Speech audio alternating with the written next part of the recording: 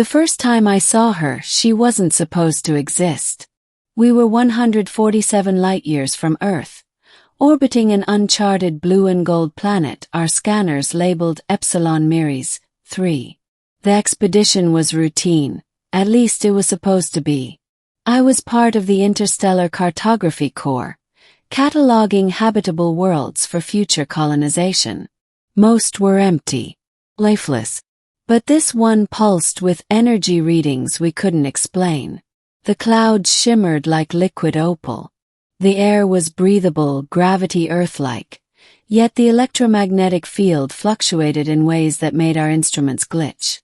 Every few minutes, the sensors screamed with interference, then went silent again. Commander Yates called it a ghost world. I didn't believe in ghosts, but that changed the moment I met her. The beginning contact.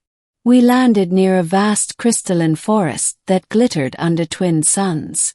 The trunks were translucent, hollow, and emitted a faint musical hum when touched by the wind. I was collecting soil samples when I heard it. A voice. Melodic, like static wrapped in a lullaby. "Do not be afraid, traveler." Froze. The others were half a kilometer away, out of radio range due to magnetic storms. I turned around slowly and saw her. She wasn't human, but she was close enough to make my heart skip. Her skin was pale lavender, almost glowing beneath the filtered sunlight. Her eyes, impossibly large, reflecting the fractal sky, seemed to swirl with galaxies. She wore something that looked like woven light, shifting in color and shape with every breath. She stood barefoot on the glassy ground, unarmed, unthreatening.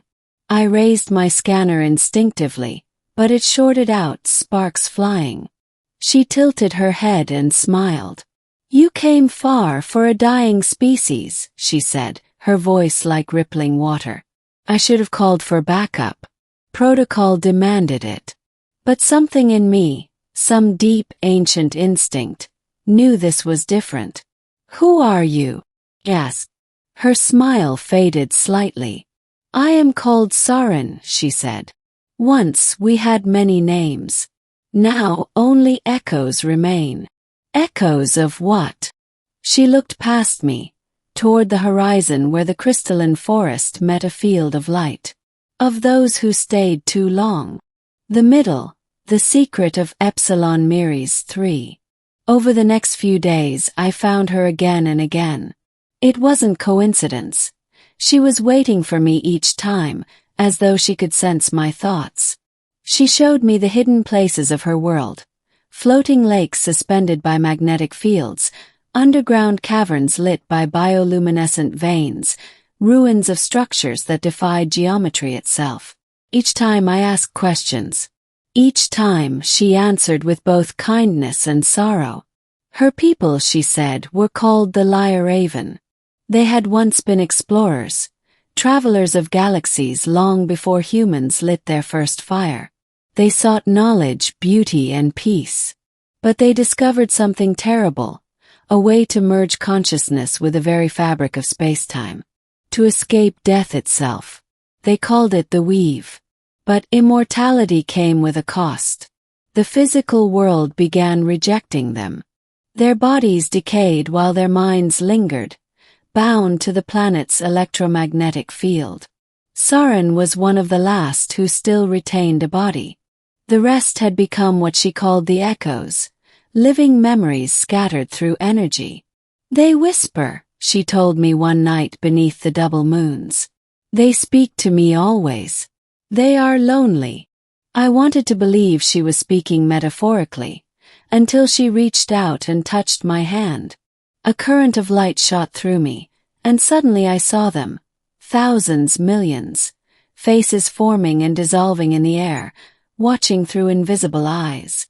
They weren't dead. They were everywhere. When the vision faded, I collapsed, gasping. Sarin knelt beside me, her expression unreadable. "I'm sorry," she whispered. "You should not have seen that." "Why show me then?" "Because," she said, her voice trembling, "you're leaving. And I wanted someone to remember us, not as myths but as people. The human heart. Days turned into weeks. Commander Yates grew suspicious of my constant excursions. I told him I was cataloging mineral samples, but the truth was I was drawn to her like gravity itself. She was unlike any life I'd ever studied, an enigma wrapped in grace. She could read my thoughts sometimes, finishing my sentences. She laughed at my clumsy attempts to teach her human jokes. And when I showed her a picture of Earth, a digital image of blue oceans and white clouds, her eyes filled with light. "It's beautiful," she said. "So fragile. You do not know how precious your short lives are." Once, I asked her if she'd ever loved before. She grew very still. "There was one," she said finally. "Long ago, before the weave consumed us. He was brave and foolish like you. He promised to stay. He never did. Because he couldn't. Because he chose not to." I felt something stir in me, a mix of pity, awe, and something deeper, something terrifyingly human. That night, as we sat beside a lake that reflected the stars like glass, she said the words that would haunt me forever. "I wish you could be my husband, human." Froze. The sentence was simple, yet it shattered something inside me. "Saren," I whispered, "why would you say that?" "Because I have no time left," she said, her voice trembling. "The weave calls for me. My body is fading. Soon I will join the others." I thought I was ready, but then you came. I reached for her hand. Felt warm and impossibly delicate. "There has to be a way to save you," I said. "Something, technology, medicine." She shook her head. "Your science cannot touch what we've become. But perhaps, there is another way." The middle deepens, the choice. She led me to an ancient chamber hidden beneath the planet's surface. The air shimmered with energy, and a vast crystalline structure pulsed at its center, a living machine beating like a heart. "This is the core of the weave," she said. "It binds all that remains of my people." "What does it do?" "It connects consciousness. It can preserve minds forever. At a price." I understood immediately. The Lyraven had achieved digital eternity, but at the cost of their bodies, their senses, their freedom. "You want to connect me to it?" "Yes." "No," she said. "I want to be with you just for a moment before I fade. If you touch the core while I do, our minds will intertwine. You'll feel everything I am. But once it's done, you must leave." Her eyes locked on mine. "Promise me you will leave." I hesitated. My training screamed no. My heart whispered yes. And in that silence, she smiled faintly, as if already knowing my decision. The connection. When we touched the core together, reality folded. There are no words for what I saw. Light became sound. Time became color.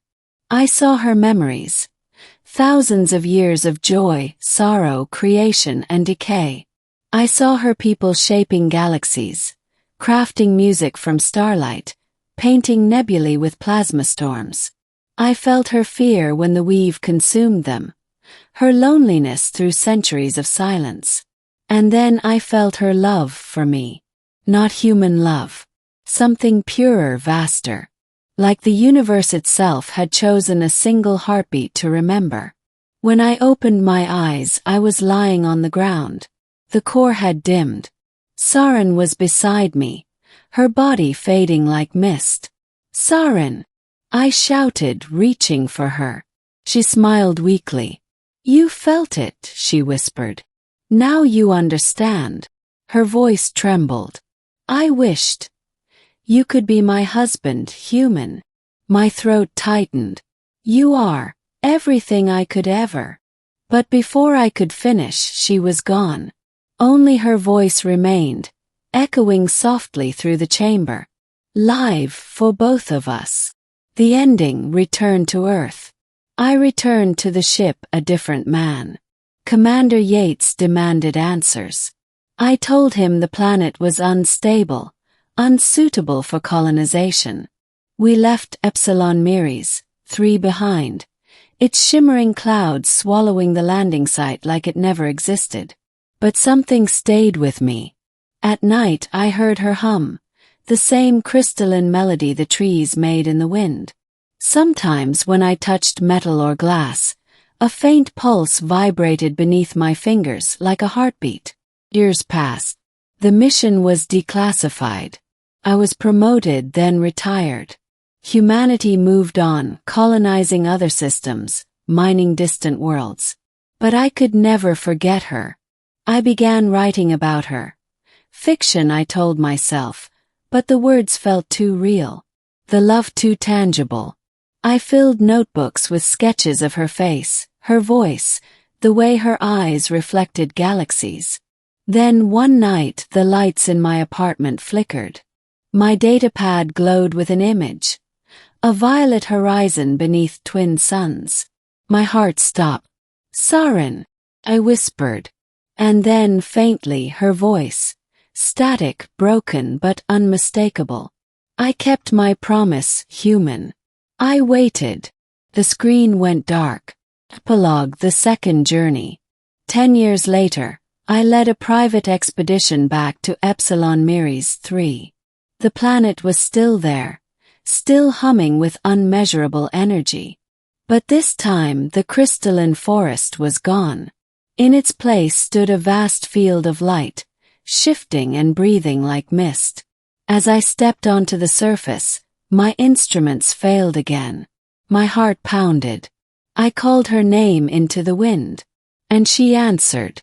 Not with words, but with feeling. A wave of warmth and recognition that wrapped around me like invisible arms. The ground glowed where I stood. My body felt weightless, dissolving, merging with light. I understood then. The weave was not a prison. It was transformation. A new way of being. And she was offering me a choice. I thought of Earth. Of cities, oceans, all the things I'd miss. But then I thought of her voice, her promise, her loneliness stretching across eons. I took a breath and whispered, "I'm coming home." The light consumed me.